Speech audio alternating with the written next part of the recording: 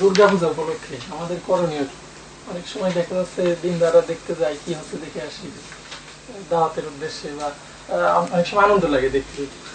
এই ক্ষেত্রে দেখা যায় স্যার আবার সাদাও যায় দুর্গাপূজা উপলক্ষে বা কমিটিতেও থাকে মুসলমান, আমাদের করণীয়। জি, প্রশ্নটা বুঝতে পেরেছে। দুর্গাপূজা উদযাপন কমিটিতে থাকা দেখতে যাওয়া ব্যাপারে ইসলামের বিধান, এ ব্যাপারে ইসলামের বিধান জানার আগে তোমাদের বিধান বোঝার চেষ্টা করি। আমাদের দেশে রাজনৈতিক ভিন্ন মত আছে, আছে না? আওয়ামী লীগ, বিএনপি। আমরা গণতান্ত্রিক দেশে উদার, প্রত্যেকে তার মত পালন করবে। এখন আওয়ামী লীগ মনে করো সে জিয়াউর রহমানের মৃত্যু দিবসে আনন্দ উৎসবের আয়োজন করেছে এবং তার একটা অনুষ্ঠান করবে। জিয়াউর রহমান পাকিস্তানের যারা ছিলেন, তিনি এই ক্ষতি করেছেন দেশে, তিনার মৃত্যুতে জাতিকে উপকৃত হয়েছে, একটা আনন্দ উৎসব বা গান বাজনার কনসার্ট করবে। বিএনপি মনে করো ক্ষমতায় আছে, রাজনৈতিক ভাবে বিএনপির উপর দায়িত্ব হলো এই আয়োজনের ব্যবস্থা করা, নিরাপত্তা সিকিউরিটির ব্যবস্থা করা। এটা যে কোনো গণতান্ত্রিক দেশে করতে হবে। এখন মনে করো উদারতার জন্য বিএনপির এমপি সাহেব নেতারা কমিটিতে আছেন, মানে আনন্দ কমিটির সদস্য হয়েছেন, টাকা পয়সা দিয়েছেন, উপস্থিত আছেন। তুমি কি মনে করো বিএনপিতে তাদের সদস্যপদ থাকবে? থাকবে? উদারতা তো আনন্দ সবার অনুষ্ঠান যার যার দলের, কিন্তু আনন্দ সবাই করবো, আনন্দ করতে তো দোষ নেই। উৎসব সভা, তো উৎসবে আমরা যোগ দেবো, সমস্যা আছে? আছে। মনে করো আব্দুল কাদের মোল্লার ফাঁসি হয়েছে, তাতে শোক আয়োজন করেছে জামাত ইসলাম। আওয়ামী লীগ ক্ষমতায় আছে, আওয়ামী লীগের গণতান্ত্রিক ব্যবস্থায় আওয়ামী লীগের দায়িত্ব তাদের শোক করতে দিতে হবে, শোক র্যালি করতে দিতে হবে, তাদের আয়োজনের ব্যবস্থা, নিরাপত্তার ব্যবস্থা করতে হবে। এটা যে কোনো গণতান্ত্রিক কিছু করতে হবে। এখন শোক কমিটিতে আওয়ামী লীগের নেতারা সদস্য আছেন, টাকা দিয়েছেন এবং র্যালিতেও গিয়েছেন, পদ থাকবে কি? থাকবে না। আমি তো তাদের শোকে অংশ নিচ্ছি, এত কিছু না, একজন সমবেদনা জানাচ্ছে, মানবিক কাজ। আওয়ামী লীগের পদ থাকবে কিনা? দুনিয়ার মানুষের বানানো এই ছোট ছোট আদর্শে যদি আমাদের বিশ্বাস এত বেশি হয়, তাহলে যেখানে ইসলামের সবচেয়ে ভয়ঙ্কর পাপ কি? শিরক। যেখানে তোমার সৃষ্টিকর্তাকে অপমান করা হচ্ছে, যে সেজদা একমাত্র আল্লাহ পাবেন সেই সেজদা মানুষকে করা হচ্ছে, যে ভক্তি একমাত্র আল্লাহ পাবেন সেটা মূর্তিকে করা হচ্ছে। এটা মানবতার অপমান, এটা আল সৃষ্টিকর্তার অপমান। তুমি আনন্দ পাচ্ছ, যেমন তোমার আপনাকে গাল দেওয়া হচ্ছে, ঢোল ডগর বাজে, তোমার আব্বার নামে প্যারোডি গাওয়া হচ্ছে, তুমি আনন্দ পাচ্ছ। বোঝা গেল বাপের প্রতি ভক্তি তোমার নাই, বোঝা গেল না? বেশি বোঝা গেল? নাই বোঝা গেল। তাহলে বোঝা গেল যে তুমি ইমানের যে দাবি করছো ওটা তোমার, তুমি তুমি লা ইলাহা ইল্লাল্লাহ বলেছো, এটা তুমি বিশ্বাস করো না, তুমি মুখে বলেছো। ইসলাম যেটা দিয়েছে সেটা হলো যে কোনো ধর্মের মানুষ মুসলিম সমাজে বাস করে, তার ধর্মীয় স্বাধীনতা, তার ধর্ম পালনের স্বাধীনতা, তার ধর্মস্থানের স্বাধীনতা, ইবাদতের স্বাধীনতা রাষ্ট্র নিশ্চিত করবে। পুলিশ পাহারা দেবে, রাষ্ট্র নিশ্চিত করবে তারা স্বাধীনভাবে ইবাদত করতে পারবে। কিন্তু তাদের চয়েসটা ভয়ঙ্কর ভুল। এটা আল্লাহর সাথে যে কোনো পাপ, যে বড় পাপ। একটা মানুষ খুন হচ্ছে, বিএনপির এমপি কে পিটানো হচ্ছে, তুমি দেখছো ভালোই লাগছে, বিএনপি তোমাকে নেতা বানাবে? যেখানে আল্লাহ তাআলাকে অপমান করা হচ্ছে সেটাকে তুমি আনন্দ পাচ্ছ, সেখানে যেয়েছো, দেখতে পাচ্ছ, তোমার হৃদয় ফেটে যাচ্ছে না, তাহলে কি বোঝা গেল? হ্যাঁ, পুলিশ যেতে পারবে, প্রশাসন তাদের নিরাপত্তা দেবে, কিন্তু সেখানে চাঁদা দেওয়া, সেখানে কমিটিতে থাকা, সরকারি মানে দায়িত্বে যদি কেউ থাকে, ডিসি, এসপি, মন্ত্রী, এমপি, তারা তাদের নিরাপত্তা নিশ্চিত করবে, এটা ভিন্ন কথা। কিন্তু সেটা দেখতে যাওয়া, তার মানে কি? জামাতের নেতাকে পিটানো হচ্ছে, তুমি দেখতে গেলে যাবে কোনো জামাতের নেতাকে? আওয়ামী লীগের নেতাকে পিটানো হচ্ছে, তুমি দেখতে গেলে? বঙ্গবন্ধু শেখ মুজিবুর রহমানের নামে গালাগালি করা হচ্ছে, তুমি সেই কমিটির সবাই গেলে যাবে? গেলে তোমার ইমানই তোমাকে, তোমার এই দুনিয়ার দলীয় ইমান তোমাকে বাধা দেবে না, ওখানে যাওয়া যায় না। তোমার আপন ভাইও, মনে করো তোমার আপন ভাই 15ই আগস্টে কি বলে, হ্যাঁ 15ই আগস্টে খালেদা জিয়ার জন্মদিনে আনন্দ করতে গেছে, বঙ্গবন্ধুর কিচ্ছু বলিনি, শুধু খালেদা, তুমি মানতে পারবা?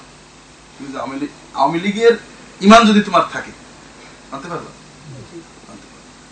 মনে করো চট্টগ্রামে গেলাম, চট্টগ্রামে এইবারে কয়েক মাস আগে বলছে যে একজন ইমাম, খুব ভালো ইমাম, বিশ্ববিদ্যালয়ের শিক্ষক, এখন একজন চির করতেছে নামাজের পরে, জুমার পরে, যে 15ই আগস্ট আমাদের জাতির জনক বঙ্গবন্ধু শেখ মুজিবুর শাহাদত বার্ষিকী, আপনাদের দোয়া করবেন, দোয়া অনুষ্ঠান।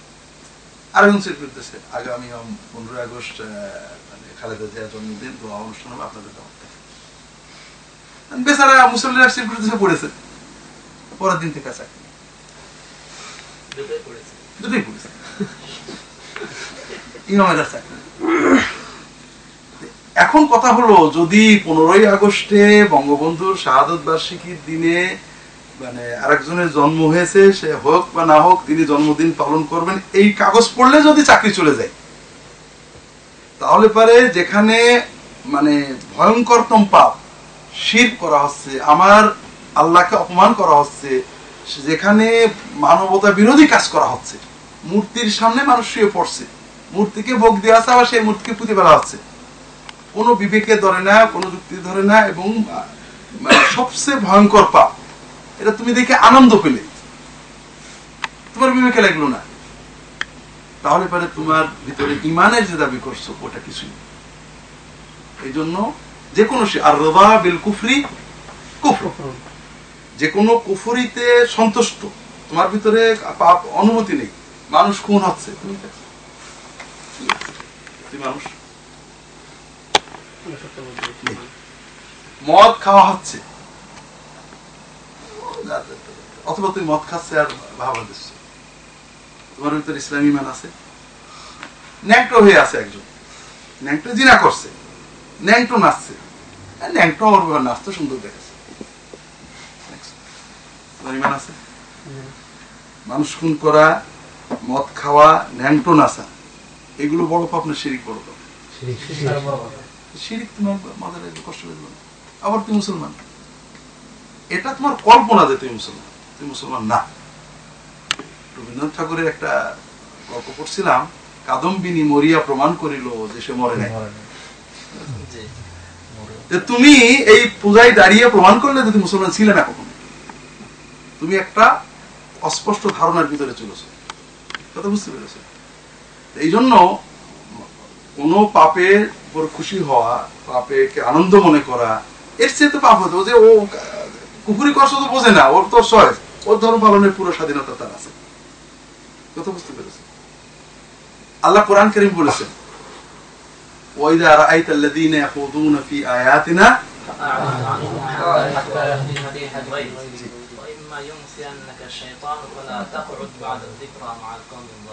আল্লাহ কোরআনে বলছেন, দেখো ইমানের দাবিটা কি, ইমানের ন্যূনতম দাবি আমি থাকবো না। ওয়াইদা রাআইতাল্লাযীনা ইয়াখুদুনা ফি আয়াতিনা, মূর্তি পূজা করছে এরকম না, তো আরো ভয়ঙ্কর কথা, মানুষ খুন করছে, মূর্তি পূজা করছে, মদ খাচ্ছে, অশ্লীলতা করছে। আল্লাহ রাসূল বলছেন, ইদা রাআইতাল্লাযী ইউকতালু যুলমান আও ইউদরাবু যুলমান ফালা তাকিব ইনদা, কাউকে যদি দেখো অন্যায় করে মারা হচ্ছে, জুলুম করে হত্যা করা হচ্ছে, গণপিটুনি দিয়ে, সেখানে দাঁড়াবে না, ফাইনাল লাআনাতু তানজিলু আলাইহিম, সেখানে লানত পড়ছে।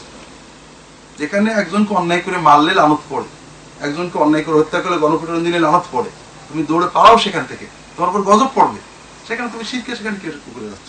আল্লাহ বলছেন, ইদা রাআইতাল্লাযীনা ইয়াখুদুনা ফি আয়াতিনা, যখন তুমি দেখবে কিছু মানুষ আল্লাহর আয়াত নিয়ে হাসি মশকরা করছে, ফালা তাকুদ মাহুম, সেখান থেকে না, আমার কোনো ক্ষমতা নেই, উঠে যাও, তো দুটো পা দিয়েছে আল্লাহ, তাদের প্রতিবাদের ক্ষমতা নেই তাদের, কিন্তু আমার মন তো কষ্ট পাচ্ছে, আমি ওটাকে একজন কোরআনের আয়াত দিয়ে ঢোল বাজিয়ে গান গাচ্ছে, তুমি থাকবে সেখানে, যে ধর্ম যার যার আনন্দ সভা, আমি আনন্দের শরীর থাকবো, তোমার ইমান থাকলে পারবা না। আল্লাহ বলছেন যে ফালা তাকুদ মাহুম, ন্যূনতম একটু চলে যাও, হাত্তা ইয়াকুযু ফি হাদিস, অন্য কথা বললে তুমি তাদের সাথে থাকতে পারো। ওয়াইম্মা ইনসান্নাকা শাইতান, যদি শয়তান ভুল করে দেয়, ওরা কিন্তু একটা কথা বলেছে খেয়াল নেই, যখনই মনে পড়বে উঠে চলে যাবে, ঠিক আছে? এরপরে সূরা নিসাই যে আল্লাহ কি বলছেন, লাকাদ আনজালনা আলাইকুম, হ্যাঁ না, আল্লাহ বলছেন আন ইযা সামাইতুম আয়াতিল্লাহি বিহা আও ইস্তাহজাউ বিহা জি ইন্নাকুম মিথলুহুম ইন্নাল্লাহা জামিউল কাফিরিনা ফি জাহান্নাম। ভালো করে বোঝো যে আমি তোমাদের কাছে ওহী নাযিল করে বলে দিছি, যখন দেখবে আল্লাহর আয়াতের সাথে কুফরি করা হচ্ছে অথবা আল্লাহর আয়াত নিয়ে উপহাস মশকরা করা হচ্ছে, আল্লাহর আয়াত নিয়ে গান বানানো হচ্ছে, আল্লাহর আয়াতের সাথে কুফরি করা হচ্ছে, বুঝাচ্ছে বড় কুফরি আর আছে আর তো নেই।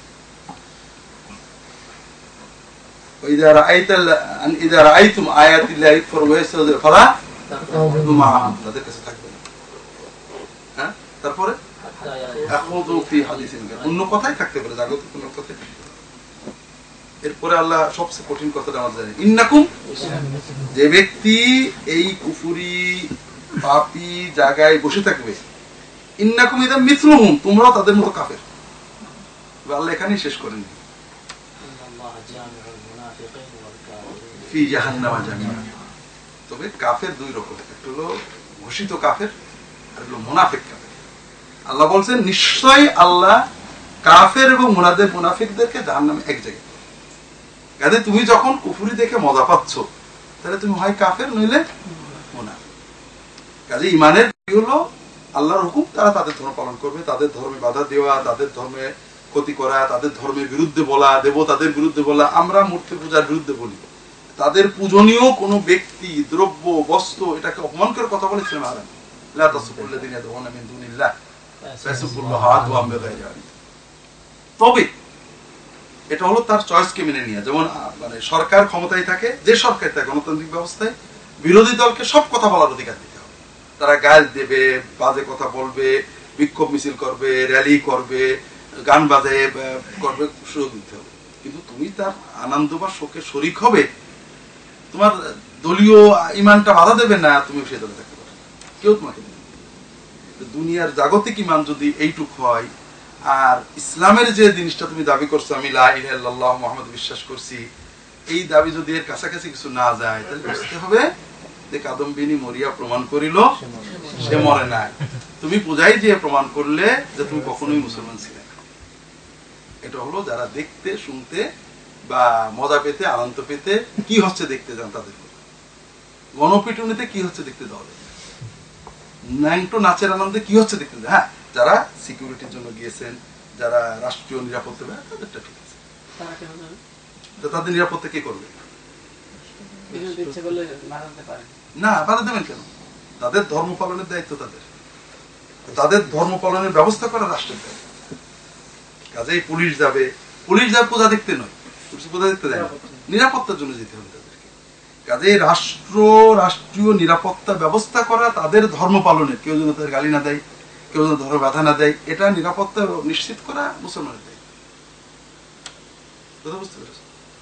এটা সরকার এটা নিশ্চিত করবে, কাজেই পুলিশ যেতে পারবে নিরাপত্তার জন্য, পূজা দেখতে না। মুসলমানরা এ ব্যাপারে এত কঠিন ছিলেন। তোমাদের একটা কথা বলি, ওমর ইবনে আব্দুল আজিজ যখন খলিফা হলেন 99 হিজরিতে, তখন দারুল খিলাফত রাজধানী কোথায়? দামেস্কের বড় মসজিদ, উমাইয়া মসজিদে মুআবি বলা হয়, মুআবিয়া রাদিয়াল্লাহু আনহু মসজিদটা বানিয়েছিলেন। ওর একটু দূরেই ছিল খ্রিস্টান, তখন তো শহরটা ছোট ছিল, খ্রিস্টানদের চার্চ। তো মসজিদ বড় হতে খ্রিস্টানদেরকে বললো, ভাই চার্চটা একটু বিক্রি করে দাও, দিল না। হাতে ধরে পায়ে ধরে দিইনি, আস্তে আস্তে ওই মসজিদে ঢুকে গেছে। এটা হচ্ছে আগে উমাইয়া যুগে, মানে আব্দুল মালিক ইত্যাদি যুগে আগে। ওমর ইবনে আব্দুল আজিজ খলিফা হওয়ার পর যখন তার ইনসাফ সবাই দেখলো, মাত্র 2 বছর ছিলেন, 2 বছর। হ্যাঁ, এখন খ্রিস্টানরা বললো যে আমিরুল মুমিনিন এই জায়গাটা কিন্তু আপনাদের, তাই দলিল এনেছে। মুসলমান দামেস্কের গভর্নরে বললেন যে মসজিদের বিরুদ্ধে, এই জায়গাতে মসজিদের দলিল মসজিদ ভাঙা ভেঙে চাষ করা, অর্ডার দিয়ে দেবেন। অর্ডার খলিফার অর্ডার। মুসলমানরা তো অস্থির হয়ে গেছে। কাজী যিনি প্রধান বিচারপতি ছিলেন দামেস্কে, তিনি খ্রিস্টানদের ডাকছেন, তোমাদের পায়ে ধরে তোমরা কতটা চাষ চাও, সব তোমাদের দেওয়া হবে, একটা ওদের 100টা চারচানা বানাই দেবো তোমাদের, ভাই এই জমিটা বেঁচে দাও। কারণ যদি বিক্রির দলিল না পাই তাহলে মসজিদ ভাঙা হবে, খলিফার নির্দেশ। কাজে তোমরা দয়া করে জায়গাটা বেঁচে দাও। তারপরে ওদেরকে টাকা দিয়ে পয়সা দিয়ে ওদের খ্রিস্টান এলাকায় চার্জ বানিয়ে দিয়ে দলিল দিয়ে তার খলিফা দেখানো হলো হুজুর জমি বেঁচেছে। আবার ডাকছে, তুমি বেঁচেছো? হ্যাঁ, আবার খুশি মনে বেঁচে। কাজেই তাদের ধর্ম স্থান, ধর্ম পালনের নিরাপত্তা নিশ্চিত করা এটা মুসলিম সরকারের দায়িত্ব, মুসলিম দেশের রাষ্ট্র প্রশাসনের দায়িত্ব। কিন্তু দেখতে যাওয়ার মানে তুমি তোমার ইমানই নেই, এটা কুফর, শিরক না।